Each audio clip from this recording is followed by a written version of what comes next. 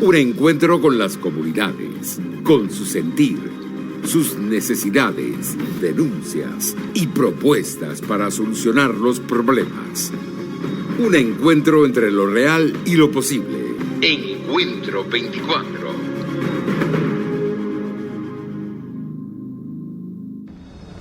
Muy buenos días, Caracas. Buenos días, Venezuela. Bienvenidos todos a una nueva emisión de Encuentro 24. Les habla Evelyn Martínez y para mí es un inmenso placer compartir con ustedes este espacio la mañana de hoy. Vamos a iniciar nuestro Encuentro 24 en esta mañana con un trabajo realizado por nuestro corresponsal Jim Albornoz.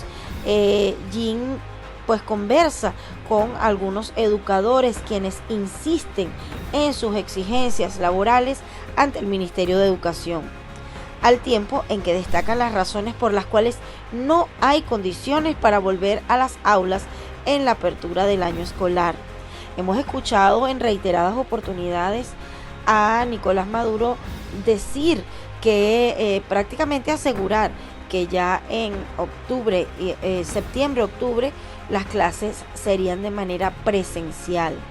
Sanitariamente se está preparado para llegar a ese momento, para poder llegar a las clases presenciales. Hablamos del tema sanitario, pero en infraestructura los planteles están de manera óptima para recibir a nuestros niños. Están todos los docentes vacunados, están todos nuestros niños inmunizados, niños jóvenes inmunizados ante esta situación de pandemia.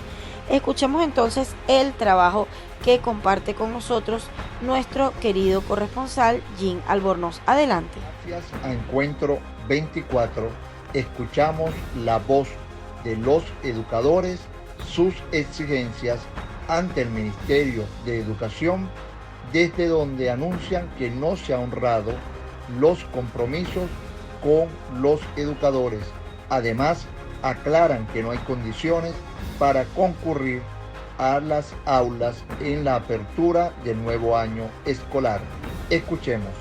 Sí, lamentablemente la situación que atraviesa el sector educación es terriblemente insostenible. Nosotros vemos que el tiempo pasa y los problemas se agudizan en el sector. Los docentes cada día tienen menos posibilidades de vivir. Hoy tenemos que decir que además de defender el derecho a la educación, estamos alzando la voz por el derecho a la vida, por el derecho a tener calidad de vida. Además, nuestros jóvenes hoy no escapan de esta situación que atraviesa Venezuela. Vemos imposible, totalmente inviable el hecho de poder regresar en el mes de octubre de manera presencial. Primero porque todos sabemos cómo está de fuerte esta nueva cepa que visita a Venezuela. Además de esto, muchos docentes que no están totalmente imposibilitados de movilizarse porque no tienen cómo movilizarse. Muchos maestros han muerto en medio de la pandemia porque no han sido vacunados, porque no tienen cómo comprar los medicamentos para salirle al paso a la enfermedad, o sea, al virus. Y vimos que se firmó un acta convenio con los 9 representantes que no terminan siendo representantes definitivamente de los maestros porque no se explica cómo es posible que a estas alturas del partido se firme un convenio que sigue dejando al maestro sin poder vivir, sin condiciones económicas.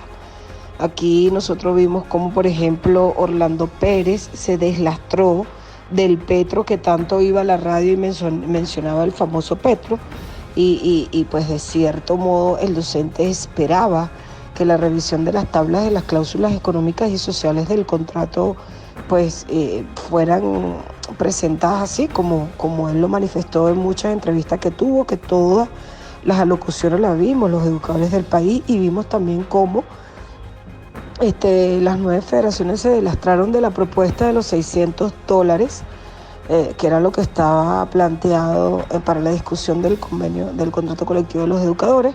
Tampoco fue presentada. Además, cómo se omitió y se olvidó el 280% de aumento de los docentes de Venezuela, que es una deuda, que tiene el Ministerio de Educación con los trabajadores, una deuda con sus prestaciones sociales.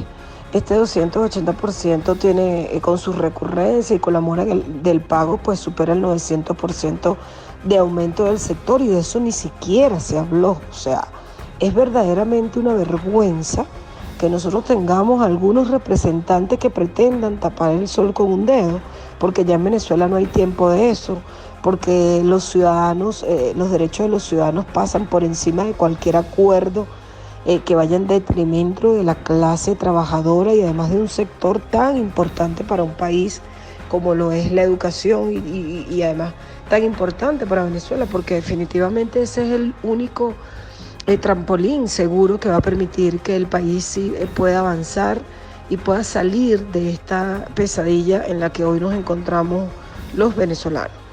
Es por eso que nosotros no vemos viable ese regreso a clase para el mes de octubre. Creemos que definitivamente este hecho no se va a poder consolidar y lamentamos muchísimo, porque además nuestros jóvenes tampoco van a tener la posibilidad de regresar, porque hay que destacar que los padres de nuestros jóvenes en su mayoría también son empleados públicos y pues atraviesan la misma crisis que hoy vivimos los educadores. Es por eso que hemos alzado nuestra voz, es por eso que hemos visibilizado nuestras protestas a través de la radio, a través de los medios de comunicación, de las diferentes movilizaciones, los diferentes entes. Queremos también denunciar la persecución a las cuales están siendo sometidos un grupo de más de 80 docentes del estado Anzoátegui, donde se les firmó un acta convenio en la zona educativa y les dijeron que le iban a cancelar su salario para el 10 de este mes, y no fue cancelado el salario de estas trabajadoras. Queremos denunciar la persecución a la cual son víctimas 6 docentes en Guarenas, que se les suspendió su salario y que no se les ha permitido tampoco que se les vacune, que además las jornadas de vacunación de los trabajadores del sector de educación no ha sido la más efectiva, ha sido una jornada totalmente excluyente, y es la denuncia pues que hemos recibido de los maestros. Asimismo, muchos trabajadores suspendidos en el estado Portuguesa, en Miranda, en Anzoátegui, Trujillo, incluso hoy nos llegó una denuncia del Distrito Capital. O sea, este es el boletín del sector educación que trágicamente tenemos que anunciar que no vamos a poder regresar para el mes de octubre, que ya no se trata ni siquiera de una manifestación, se trata de que estamos nosotros garantizando nuestro derecho a la vida y que no nos vamos a poner en las escuelas sabiendo y conociendo que definitivamente las instituciones no cuentan ni siquiera con servicios de agua, muchas están totalmente deterioradas. De cada 10 escuelas que visitamos, 7 tienen problemas fuertes con el tema del agua, los techos se caen, las escaleras, destruidas, los salones totalmente deteriorados, sin pupitres, sin sillas. Y eso es lo que está pasando hoy en Venezuela. Después de escuchar las justas exigencias, las razones reales por las cuales no hay condiciones para concurrir ante las aulas en la apertura del año escolar, regresamos el pase a los estudios. Reportó para ustedes Jean Albornoz, Encuentro 24. Muchísimas gracias a nuestro corresponsal Jean Albornoz por compartir con nosotros este trabajo, esta acción de protesta, este llamado importante que hacen nuestros docentes venezolanos en relación al posible regreso a clases presenciales en los próximos meses. Vamos a escuchar ahora a Luisiana Caicedo desde el estado Vargas, quien comparte con nosotros cómo es lo que fue en una época un balneario con una infraestructura moderna, un espacio de esparcimiento por excelencia de los venezolanos en nuestro litoral central. Hoy prácticamente es una estructura en ruinas, un espacio en completo abandono. Adelante, Luisiana. Gracias por el pase a los estudios de Encuentro 24. En el año 1960 fue inaugurado el balneario de Naiguatá en el estado Vargas, proporcionando comodidades a los bañistas y generando empleo. Hoy en día se encuentra en completo abandono. Escuchemos. Hoy nos encontramos en Naiguatá, Estado Vargas. Lo que ustedes ven atrás eran los vestuarios donde miles de caraqueños, de visitantes nacionales e internacionales, venían a pasar sus días con su familia y disfrutar de un extraordinario paisaje donde guardaban su ropa, se duchaban y posteriormente podían retomar a la capital o a los diferentes estados de Venezuela. A pocos metros podemos ver el hermoso Mar Caribe, donde venimos con nuestros familiares, amigos, conocidos, desconocidos, a disfrutar de la majestuosa naturaleza que ofrece la parroquia Naiguatá en el estado Vargas. Pero sin embargo, tenemos que hacer un llamado a las autoridades regionales, municipales y nacionales que se aboquen a recuperar este espacio. Esto es un espacio de esparcimiento que le sirven a los miles de vainiquistas, varguenses y de otras latitudes. Desde Naiguaira, Naiguatá, Estado Vargas, Leonardo Hernández. Para Encuentro 24, reportó Luisiana Caicedo. Muchísimas gracias, Luisiana Caicedo, por compartir con nosotros esta denuncia que elevan los vecinos de la parroquia Naiguatá en el estado Vargas a propósito de este principal atractivo turístico con el que contaba esta localidad. Vamos ahora al estado Miranda. Desde Barlovento nos comenta Dixon Verdú cómo está haciendo estragos en la salud de los venezolanos y de los habitantes de esta localidad por la mala calidad del agua que perciben los 5 municipios de Barlovento que dependen de la represa del Guapo. Adelante, Dixon. Gracias, Estudio por el pase. La calidad de vida de los venezolanos cada día se ve más afectada por los malos servicios públicos, la electricidad, el gas, la distribución oportuna del agua potable, que ahora ha dejado de ser potable. El lente de Encuentro 24 visualiza la calidad del agua que está llegando a 5 municipios de 6 que conforman el eje de Barlovento.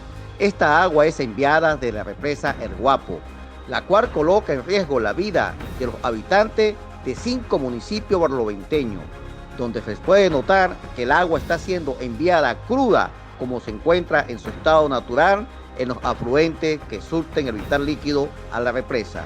No existe el protocolo de potabilizar el agua cruda en la represa con su respectiva sedimentación, coagulación, desinfección, correctivos químicos que eliminen los sólidos suspendidos y logren que el agua sea distribuida por tubería a los 5 municipios de Barlovento de la represa El Guapo en óptima calidad.